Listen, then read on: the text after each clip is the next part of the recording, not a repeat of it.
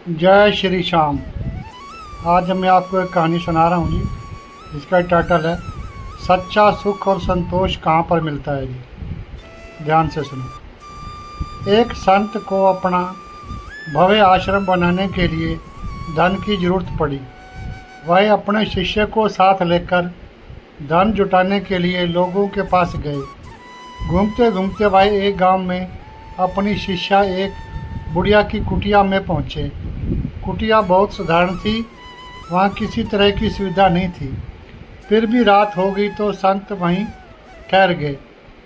बूढ़ी माँ ने उनके लिए खाना बनाया। खाने के बाद संत के सोने के लिए माँ ने एक तख्त पर दरी बिछा दी और तकिया दे दिया। खुद वह ज़मीन पर टाट बिछाकर सो गई। थोड़ी ही देर में वह गहरी नींद सो गई, लेकिन संत को नींद नहीं आ रही थी। वह दरी पर सोने के आदी नहीं थे। अपने आश्रम में सदा मोटे गद्दों पर सोते थे। संत सोचने लगे कि ज़मीन पर टाट बिछाकर सोने के बावजूद इसको गहरी नींद आ गई है, और मुझे तख्त पर दरी बिछाने पर भी नींद क्यों नहीं आई। मैं तो संत हूँ, सैकड़ों का मार्गदर्शन करता हूँ, और यह एक साधारण बुढ़िया। यह बात उन्हें देर तक बतती रही। सोचने लगे, एक दिन यहीं रुकता हूँ, देखता हूँ कि यह ऐसा कौन सा मंत्र जानती है कि ऐसी अवस्था में भी प्रसन्न है, चैन से सोती है। सुबह जल्दी उठकर बूढ़ी माँ ने अपने हाथ से कुटिया की सफाई की और चिड़ियों को दाना खिलाया, गाय को चारा दिया। फिर सूर्य को जल अर्पण किया, पौधों को सींचा, गुरु को प्रणाम किया और कुछ देर बैठकर भगवान नाम का स्मरण किया। आंगन से तरकारी तोड़कर भोजन पकाया। गुरु को प्रथम भोजन करवाकर आप ग्रहण किया। दिन में आस पड़ोस की बच्चियों को बुलाकर उन्हें हरि कथा सुनाई, हरि भजन का ज्ञान दिया।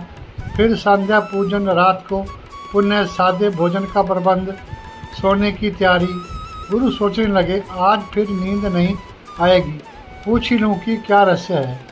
संत ने पूछा, माँ, तुमने मेरे लिए अच्छा बिछौना बिछाया, फिर भी मुझे नींद नहीं आई, जबकि तुम्हें ज़मीन पर गहरी नींद आ गई।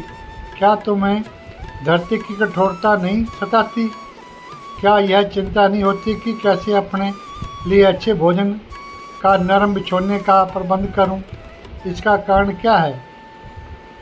वह बोली, गुरुदेव, जब मैं सोती हूँ तो मुझे पता नहीं होता कि मेरी पीठ के नीचे गद्दा है या टाट। उस समय मुझे आपके वचनानुसार दिन भर किए गए सत्कर्मों का स्मरण करके ऐसा अद्भुत आनंद मिलता है कि मैं सुख दुख सब भूलकर परम पिता की गोद में सो जाती हूँ। इसलिए मुझे गहरी नींद आती है। संत ने कहा, मैं अपने सुख के लिए धन एकत्रित करने निकला था। यहाँ आकर मुझे मालूम हुआ कि सच्चा सुख भव्य आश्रम में नहीं बल्कि संतोष में है। गरीब की इस कुटिया में है। सच्चा सुख संतोष में है। असली आनंद भव्य आश्रमों या ऐशो आराम में नहीं बल्कि संतोषपूर्ण जीवन और अच्छे कर्मों में मिलता है। साधारण जीवन, उच्च विचार। एक साधारण बुढ़िया जो सादा जीवन जीती थी, फिर भी आत्मिक रूप से संतुष्ट है, प्रसन्न है, जबकि संत होते हुए भी गुरु को चैन नहीं था। धन और सुविधाएं शांति की गारंटी नहीं है। संत के पास आरामदायक बिछौना था, फिर भी उन्हें नींद नहीं आई, जबकि बुढ़िया टाट पर भी चैन से सो गई। इसका अर्थ है कि बाहरी सुख सुविधाओं हमें आंतरिक शांति नहीं दे सकती।